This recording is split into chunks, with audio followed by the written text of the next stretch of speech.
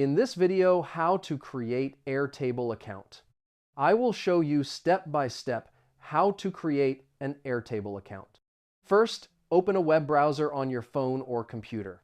Then go to the official Airtable website. On the home page, click the Sign Up button. Now choose how you want to create your account. You can sign up using your email address. Enter your valid email address in the required field. After that, click Continue to proceed. Airtable will send a verification code to your email.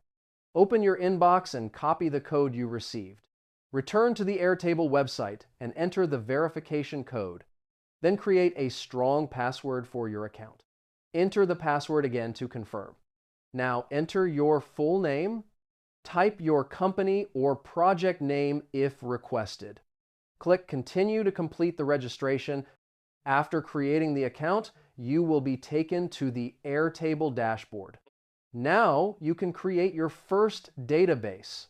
Click Create Base to start a new project. Choose a template or start from scratch. After that, you can begin using Airtable normally.